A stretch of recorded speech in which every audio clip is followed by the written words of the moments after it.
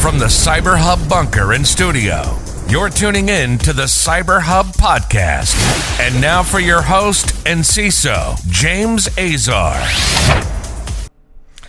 Hey folks, good morning. James Azar here for your daily practitioner brief. I hope you had an amazing weekend. A happy Halloween. I know it was a great weekend for many. I loved seeing kids out. Kind of felt a little bit normal to see kids trick or treating, knocking on the door. Before we get started today though, folks, make sure you subscribe to our podcast right now. If you're watching us on YouTube, hit subscribe, turn on the bell button for notifications. If you're listening on your favorite podcast listening platform, make sure you do so right now as well. You can get our entire practitioner brief on our website at cyberhubpodcast.com. That includes all the links to all the stories, the full detail stuff that I may not cover, although I try to as well. And today is November 2nd. It's also the kickoff of our Veteran November campaign that started yesterday with Patrick Benoit, who is one of the veterans. He's also the BISO over at CBRE. Veteran November is a month I've decided to dedicate to our veterans. Every single day at 2 o'clock Eastern Standard Time, Sunday through Friday, I'll be posting an episode with veterans, men, women of all races, creeds, you name it, that'll be joining me for up to 30 minutes of just awesome conversation around their military service, around how they transition to InfoSec, how to inspire and how to help other veterans break into information security from all backgrounds. We've had people come from, three-letter agencies that have been on the show and have worked in InfoSec to combat veterans who transition to InfoSec after they were discharged, and kind of that pattern, as well as what was it like to go from being military to civilian and what was the challenge with that as well. So very inspirational series. Make sure you tune in every single day, 2 o'clock Eastern Standard Time, except Saturday, for those episodes. Without further ado, let's get right into today's headlines and what we're going to be covering. So, Trump versus Biden. We're going to give you a full, accurate accounting of what each candidate stands for on their cybersecurity policy, what President Trump has done, what Vice President Joe Biden has supported in his career, and what his website says he looks for if he is elected tomorrow afternoon. We're also going to be talking about the Firestarter Android malware abuses Google Firebase cloud messaging service, a new type of attack, and U.S. Cyber Command shares more Russian malware samples. Let's get right into this. We are going to be going a little bit longer. We're going to hit the 10-minute mark today, folks. So I'm just letting you know right now. An APT group is the malware, which is dubbed Firestarters, is used by an APT threat group called Do Not. Do Not uses Firebase cloud messaging, which is a cross-platform cloud solution for messages and notifications for Android, iOS, and web applications. The service is provided by Firebase, which is a subsidiary of Google and has previously been leveraged by cyber criminals. In this specific case, Cisco Talos Group says the loader is using it as a communication mechanism to connect with Do Not's command and control servers, helping the group's activity in avoiding detection. The Do Not team continues to focus on India and Pakistan and is known for targeting Pakistani government officials and Kashmiri nonprofit organizations. Users are lured to install a malicious app on their mobile device, likely done through a direct message using social engineering. Once the app, which is purported to be a chat platform, is downloaded and opened, users receive a message that chats are continually loading and the application is not supported, but the uninstallation is in progress, making people feel like the app is no longer going to be there, and as such they don't have to worry about anything being compromised. The app also sends the C2 server a Google FCM token with various device info, including the geographic location, IP address, IMEI, the email address from the victims, which then allows the operators to decide whether the victim should receive the payload. This ensures that only specific devices are delivered the malicious payload, according to Cisco Talos.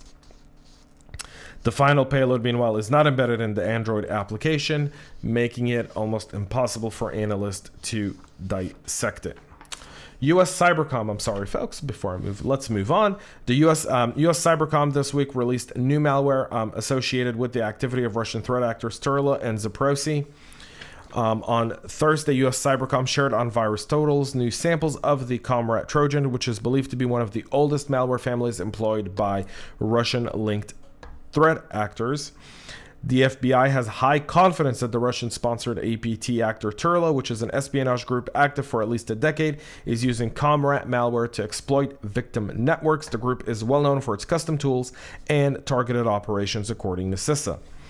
A total of 5 Comrat files were shared by U.S. Cybercom on VirusTotal alongside 2 samples associated with the Russian threat actor Zaporozhye. In September of 2020, just a few months ago, new Zaporozhye attacks were uncovered showing continuous targetings of countries associated with NATO. CISA recommends users and administrators to apply best security practices and ensures that their systems are secured. And without further ado, let's get right into this here, folks. Tomorrow, Election Day in America. President Donald J. Trump versus former Vice President Joe Biden. Everything is on the line. Rumors, panic. People are thinking the country is going to burn tomorrow night no matter what the results are. I'm telling you, everything's going to be okay. But if you haven't voted yet, if you really haven't voted yet, here's the deal, folks. We're going to talk today, honestly and frankly, on what each candidate stands for in terms of cybersecurity. And here's the deal. We've gone to both candidates' websites. We've looked at how non-biased, and I know that's hard to say in today's climate and being taken seriously. We've done our research. We've put together the points. We've looked at their track records. Predominantly, we tried to rely on White House, U.S. Senate data, as well as their website data, simply because President Trump and Vice President Joe Biden both have a website, and they talk a little bit about cyber. Now, what I've omitted from this, for full disclosure, is anything to do with social media. Unless that part of social media has something to do with cybersecurity. But for the most part, I've omitted social media, and I've tried to focus on deterrence, global cyber deterrence, and active cyber defense, and cybersecurity policy from a government perspective. And so let's get right into it. We'll start with the reigning president, Donald J. Trump, where in 2018, one of President Trump's most confidential classified guidance, which gave U.S. Cyber Command more flexibility in carrying out offensive cyber strikes, including against Russia and other state nations. This still classified guidance was reversing a similar guidance issued by President Obama, which limited any offensive use by U.S. Cyber Command at the time. And later on in 2018, Cyber Command launched what was on record and allowed to be publicly notified during the midterm elections, a cyber strike against Russian and various threat actors that tried to interfere with the 2018 midterm elections. President Trump's campaign website lists a number of actions taken to counter Russian interference, including a collection of sanctions on Russian hackers, criminal charges against Russian intelligence officers for major U.S. data breaches, and the expulsion of Russian diplomats, as well as closing the Chinese consulate in Houston, Texas. And so we know that after the Mueller report and after it highlighted several Russian assets, those assets, along with several others, were sent home as a deterrence for Russians in terms of espionage here in the U.S. We also know that President Trump ordered the closing of the Chinese consulate in Houston, Texas, arguing that it was not a consulate, but rather a cyber and espionage center for the Chinese Communist Party. In 2019, President Trump issued an executive order to increase the number of federal employees working on cybersecurity issues, including increasing the budget, adding more and enhancing it. Part of his military strategy when he rebuilt the military was also its cyber capabilities.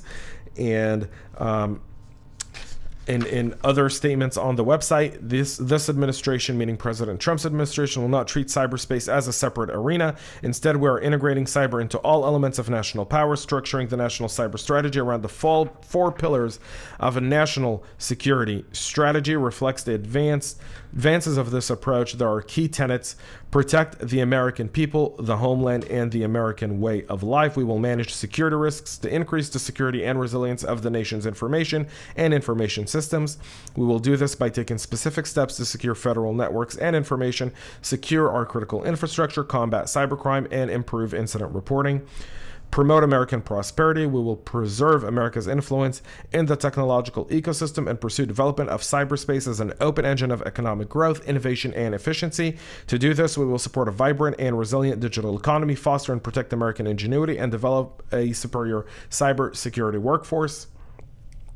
Preserve peace through strength. We will identify, counter, disrupt, degrade, and deter behavior in cyberspace that is destabilizing and contrary to our national interest, while preserving America's overmatch in and through cyberspace. To achieve this, we will do our part to enhance cyber stability through norms of responsible state behavior, attribution of unacceptable behavior in cyberspace, and the imposition of costs on malicious cyber actors, and advance American influence. We will preserve the long-term openness, interoperability, security, and reliability of the internet, which supports and is reinforced by America's interests. We will take specific global efforts to promote these objectives while supporting market growth of infrastructure and emerging technologies and building a cyber capacity intentionally. Furthermore, President Trump has taken action against 5G and the Chinese firms who were building the technology behind the 5G, banning Huawei. Right now, he is in court with TikTok. And so President Trump has taken, by all accounts, cybersecurity very seriously and has addressed that as such. And now let's move to Vice President and the Democratic candidate, Mr. Joe Biden.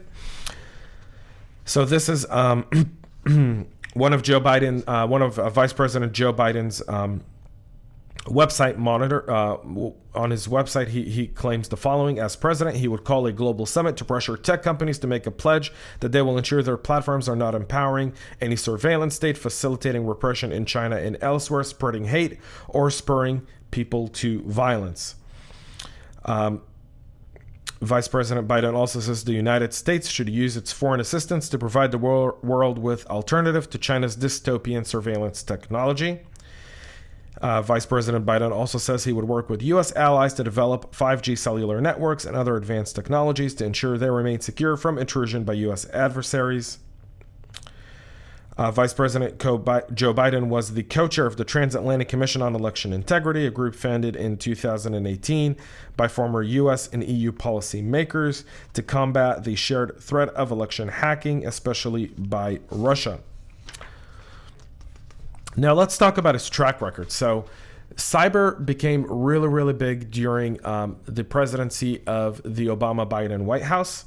And so we're going to take a few seconds here and look at some of the accomplishments, folks, because there are some. And I'm doing this 100% objective, non-biased.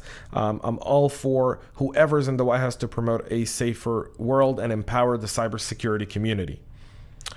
And so we'll start with the 2013 executive order from Obama, where the NIST cybersecurity framework was ordered and issued in February of 2014. We all know NIST.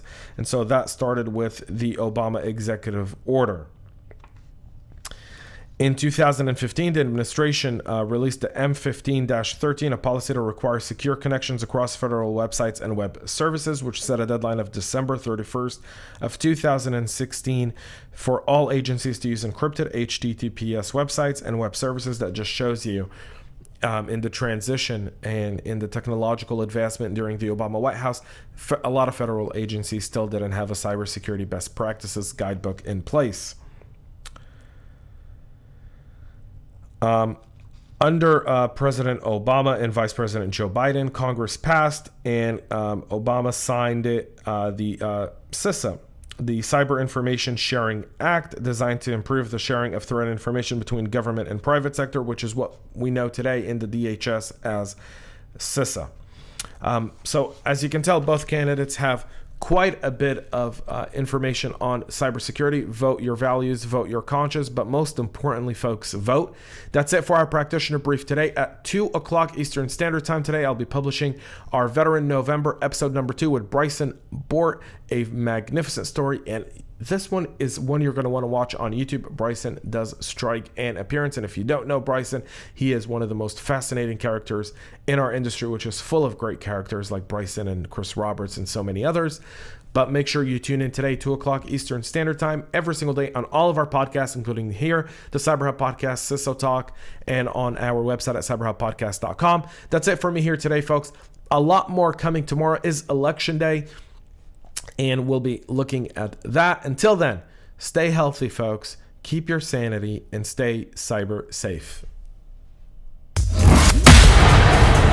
We love feedback, so make sure to connect with us on social media. Subscribe to our podcast on your favorite podcast listening platform.